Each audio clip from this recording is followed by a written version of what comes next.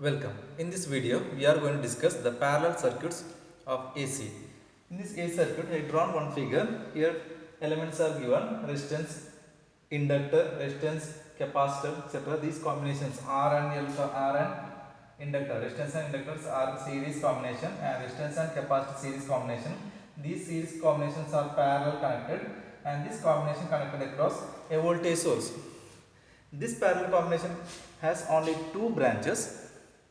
So, solving the problem like this problem, how to find the total current or branch currents and total current and the power, etc.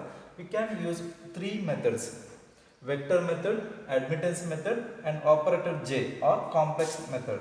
So we are using this one, complex method calculations. So first of all, we should know how many branches in the circuit. For that, how many branches circuit means that much branch currents are increases. Suppose this one is only two branches are there, first branch, second branch. So I1 and I2. Suppose branches are increases, 3 branches, 4 branches means the number of current also increases. Second case, the what elements are in the branch. Here resistance and the inductor. So we should know the RL circuit characteristics. So resistance and the inductance. So this current, this I1 current should be lagging current. Clear? I1 should be a lagging current. So second branch has RC combination. So resistance and the capacitor. So this current should be leading condition. So this current is lagging, this current is leading conditions. Because of its characteristics of branch current, this one has capacitor, this one has inductor. So this current is lagging, this current is leading. So its combination or its total current I1 plus I2 equal to our total current. Clear? So we can calculate the first one. First branch we can say one impedance. Clear? Resistance and the inductor. This branch we can say Z1, the total impedance offered to the flow of current. Flow of I1 current is Z1. The impedance is Z1. Similarly, we can say the second branch is Z2. Clear? So we can find the Z1 value and Z2 value. Once we got the Z1 and Z2, then we can calculate the current I1 equal to the voltage applied. Voltage applied is V. So V by Z1. So I2 equal to V by Z2. We can find out the branch current. Next is I1 plus I2 means our total current. Another method is I2. So total current I equal to I1 plus I2. Another method is we can find out the total impedance. Here we know Z1 and Z2. So total impedance of the circuit.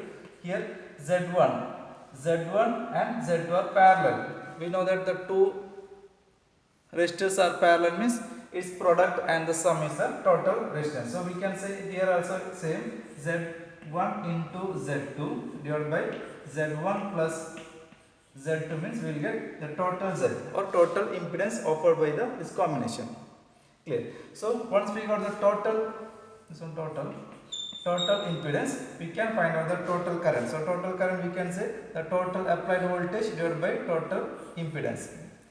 So two methods we can calculate the current. First one is find out in the branch current.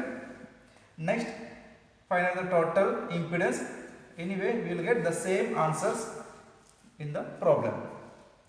So how the problems will come? So in the given data, there may be giving the individual value, the R1 value, R1 of this much resistance and L this much Henry and R2 again this much value, capacitor this much capacitance. Once we know the inductance value, we should convert this one into XL value. If you know the capacitor value, we should convert this one into capacitive reactance XC value. Then resistance value comes. Or directly in the question also, suppose the question Z1 equal to R1 plus JXL or Z2 equal to R2 minus JXL. So here suppose the question given Z1 equal to some value plus J some value and Z2 equal to some value minus J some value means the first number is goes to first branch resistance value second number goes directly its inductive reactance, and the second one, this first part goes to real part is resistance value minus the value should goes to Xc, capacitive reactance value. For example, I can write here, so Z1 equal to 8 plus 6j and Z2 equal to 6 plus 8j. Clear?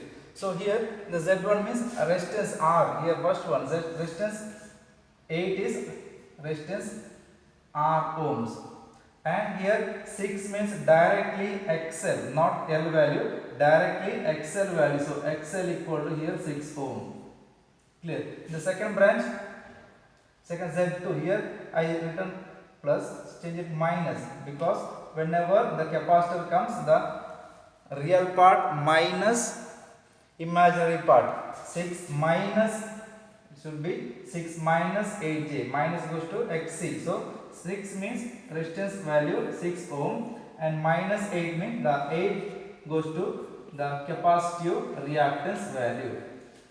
So here plus and minus indicates which branch. Here plus comes means this should be RL. Plus comes means positive means RL circuit. Here negative comes means minus. Negative comes means this is a RC circuit. So this should be remember, positive means RL circuit, minus means RC circuit. So minus number goes to capacitive reactance value. So similarly, we can do any problem in the parallel circuits. So first of all, we should know the what the elements value. So find out from, suppose the directly not given number means find out the numbers of from the impedance value. Then start the calculations, and calculation also first find the branch currents. Clear? Then adding the branch current, we will get the total current, or find the total impedance value. Next we can find the total current also. Once we know the current, voltage, we can find the power. So to find the power, we should know the power factor. So in this type of questions, we should assume some value.